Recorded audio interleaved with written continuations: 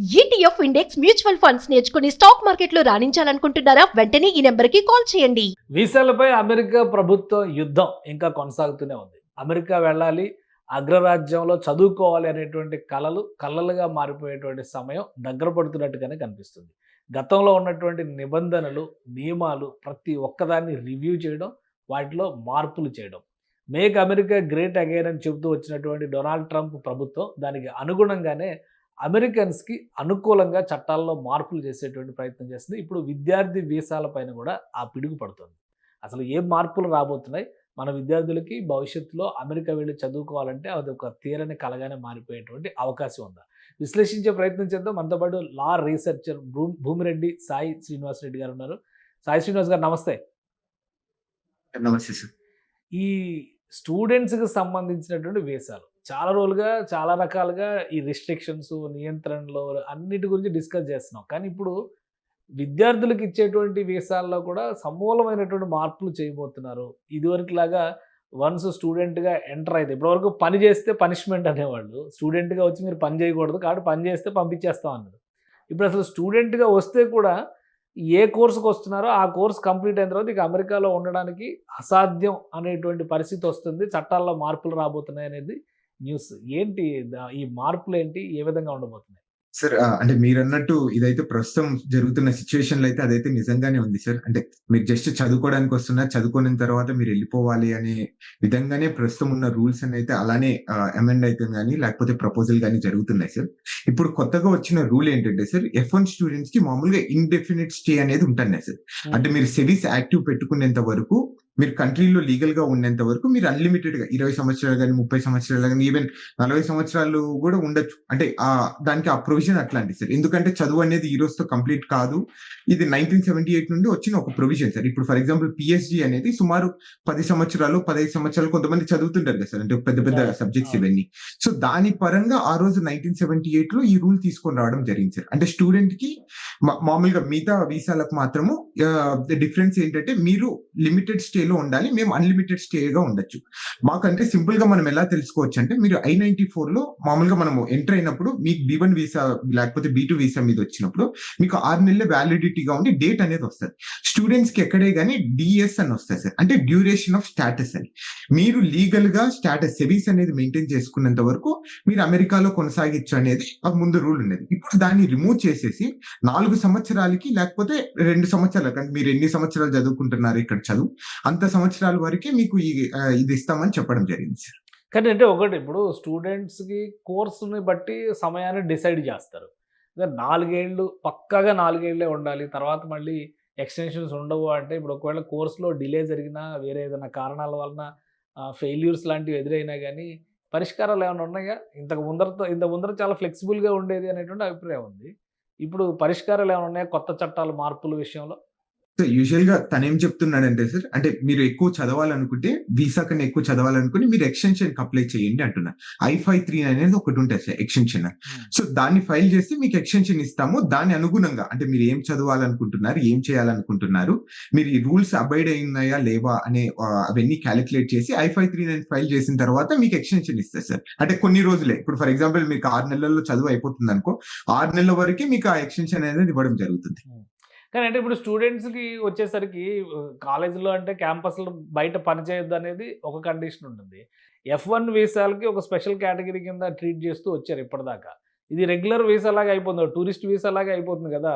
ఒక time limit, time bound, course రిలేటెడ్‌గా పెడితే దీనివలన అమెరికన్ యూనివర్సిటీస్‌కి నష్టం జరగదా? ఇప్పటికే చాలా యూనివర్సిటీల్లో కొంత అసంతృప్తి వ్యక్తం అవుతుంది. విదేశీ విద్యార్థుల్ని ప్రోత్సహించకపోవడం పైన అనేటువంటి అభిప్రాయం వస్తుంది.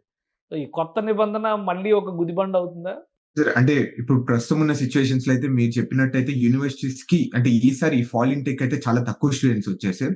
నాఫ్సా అనే ఒక సంస్థ చెప్పిన రిపోర్ట్ ప్రకారం సుమారు 80% అంటే లాస్ట్ ఇయర్ కి ఈసారికి 80% స్టూడెంట్స్ అనేది తగ్గిపోవడం జరిగింది. అంటే కొన్ని వేల కోట్ల రూపాయలు అమెరికాకు అంటే యూనివర్సిటీస్ కానీ అనుసంధానమైన ఈ యూనివర్సిటీస్ చుట్టుపక్కల రెస్టారెంట్స్ కానీ చిన్న చిన్న క్లోతింగ్ ఇవన్నీ అంటే దాని మీద యూనివర్సిటీస్ మీద డిపెండ్ అయ్యేటని సో కంప్లీట్ గా డౌన్ ఫాల్ లో నడుస్తున్నట్టు మనకైతే న్యూస్ తెలుస్తుంది సార్.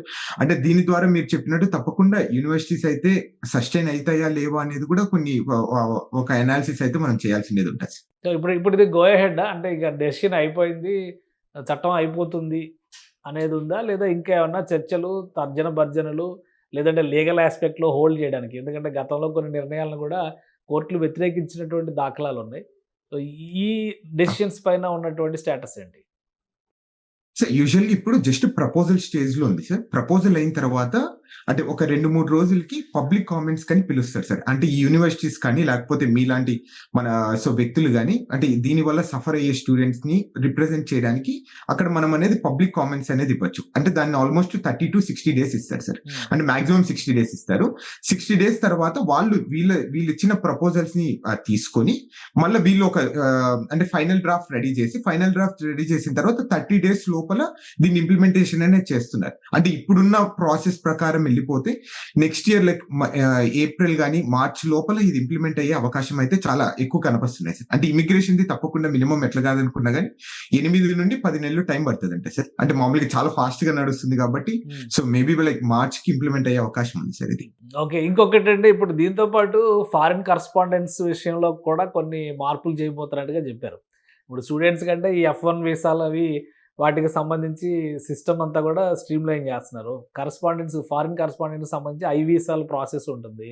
సో, అది కూడా 240 రోజులకి రిస్ట్రిక్ట్ చేస్తారన్నారు. ఏంటి ఈ ఫారిన్ కరస్పాండెంట్స్ లేదా ప్రెస్ మీద కూడా ఆంక్షలు పెట్టాలనేటువంటి ఆలోచన రావడానికి కారణాలు ఏమైనా ఉన్నాయా? స్పెసిఫిక్ ఎగ్జాంపుల్స్ గాని? So I don't think so. అంటే వేరే ఇంటెన్షన్‌తో అయితే తను చేయడం లేదు సార్. అందరికి యథాచేవగా ఇప్పుడు H1బీస్ నుండి F1 గాని, I1 గాని ఇప్పుడు వివిధ వీసాలకు ఎట్లా చేస్తున్నారు దీనికి కూడా అలానే చేస్తున్నాడైతే నేను అనుకుంటున్నాను. సో వేరే ఇంటెన్షన్ అయితే ఎక్కడ కనపరావడం లేదు. దాని గురించి పెద్ద ఇప్పుడు ప్రస్తుతం యాజ్ ఆఫ్ నౌ చర్చ అయితే చాలా తక్కువగా నడుస్తుంది. ఎందుకంటే చాలా లిమిటెడ్ మీడియా రిప్రజెంటేటివ్స్ అమెరికాకు వచ్చి ఇక్కడ అంటే ఉంటారు కాబట్టి సో దాని గురించి పెద్దగా చర్చ జరగడం లేదు. దాని రియల్ ఇంటెన్షన్ అనేది ఎక్కడ కనపరావడం లేదు సార్. అంటే మీకు తెలుసో తెలీదో ఇది ఆల్రెడీ 2019లో ఒకసారి ట్రై చేశారు సార్. ఆ రోజున్న ట్రంప్ అడ్మినిస్ట్రేషనే సేమ్ ఇలాంటి రూలే ఇంప్లిమెంట్ చేయాలి. సో మళ్ళీ నెక్స్ట్ బైడెన్ వచ్చిన తర్వాత దీన్ని రిమూవ్ చేశారు. అంటే ఆ రోజున్న యూనివర్సిటీస్ ప్రెషర్ చేయడం కానీ సో లేకపోతే ట్రంప్ అడ్మినిస్ట్రేషన్ కంప్లీట్ అయిపోవడం కానీ ఇవన్నీ జరిగాయి. కానీ యాజ్ ఆఫ్ నో ఇంకా ట్రంప్ కి ఇంకా 3 ఇయర్స్ ఉంది కాబట్టి సో మేబీ తను అనుకున్న రూల్స్ అన్ని ఇంప్లిమెంట్ అయ్యే అవకాశం ఉంది సార్. అంటే ఫర్ ఎగ్జాంపుల్ H1బీ లేదంటే కానీ లేకపోతే ఈ మార్పులు చేర్పులు చేయడం వలన యూనివర్సిటీస్ కి లేదా అమెరికన్ గవర్నెన్స్ కి ఏమన్నా బెనిఫిట్ జరుగుతుందా? లేదా ఒక గందరగోళ స్థితి? ఎందుకంటే ఒక్కొక్కరి వెర్షన్ ఒక్కొక్కలా ఉంటుంది. ఇక్కడ ఉన్నవాళ్ళు అక్కడికి వెళ్ళాలని ఆశతో ఉన్నారు కాబట్టి నెగిటివ్‌గా మాట్లాడే అవకాశం ఉంటుంది ఆబ్వియస్‌గా. అక్కడ ఉన్నోళ్ళ మనస్తత్వం ఏంటి? వాళ్ళు ఎలా ఫీల్ అవుతున్నారు? ఈ చేంజెస్ పట్ల సానుకూలంగానే ఉన్నారా?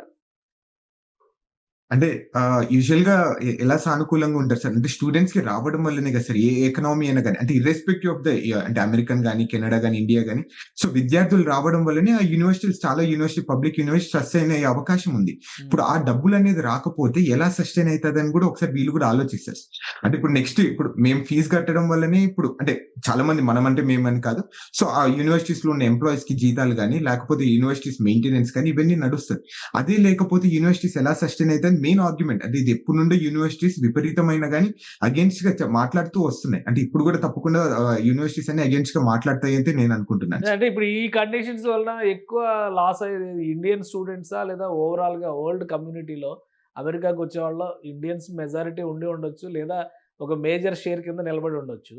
మిగతా దేశాల పరిస్థితి ఏంటి? అందరికి ఇవే రూల్స్ కదా! ఇండియన్స్‌కే ఇబ్బంది అవుతుందా? అందరికీ ఇబ్బంది అవుతుందా?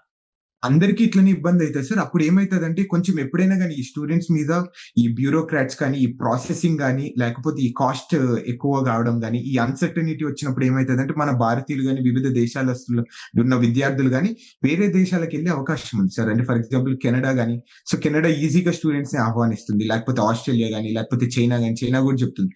సో మీరు మా దేశానికి వచ్చి చదువుకోండి మేము వీసాలు ఇస్తామంటుంది. సో దీని ద్వారా ఏమైపోతుందంటే మిగతా దేశాలని ఒకసారి ఎక్స్‌ప్లోర్ చేయాలని మన భారతీయులు గాని వివిధ దేశాల నుండి అక్కడికెళ్ళిపోయే అవకాశం ఉంది సార్. అంటే దీని వల్ల మెయిన్‌గా యూఎస్ యూనివర్సిటీస్ అనేది చాలా సఫర్ అయితాయి sir at last. Right. Thank you Srinivas Reddy గారు మీ అభిప్రాయం తెలియజేసినందుకు. ఇది అమెరికాలో F1 వీసాలు ముఖ్యంగా విద్యార్థులకు సంబంధించి ఇచ్చేటువంటి వీసాల విషయంలో కొత్త నిబంధనలు తీసుకొచ్చే ప్రయత్నం అమెరికా ప్రభుత్వం చేస్తుంది. దాదాపుగా దీన్ని చట్ట రూపంలో తీసుకొచ్చేందుకు కావాల్సిన కసరత్తు అంతా కంప్లీట్ అయినట్టుగా చెప్తున్నారు. ఈ నేపథ్యంలో విద్యార్థులకి ఒక్క భారతీయులకే కాదు విద్యార్థులుగా అమెరికాకి వెళ్ళాలనుకున్న ప్రతి ఒక్కరూ కూడా ఎంతో కొంత ఇబ్బంది పడేటువంటి వాతావరణం ఉందని శ్రీనివాస్ రెడ్డి గారు వివరిస్తున్నారు. ఇది special discussion. Keep watching. Suman టీవీలో మీ పర్సనల్ అండ్ బిజినెస్ ప్రమోషన్స్ కోసం కింది నెంబర్కి కాంటాక్ట్ చేయండి.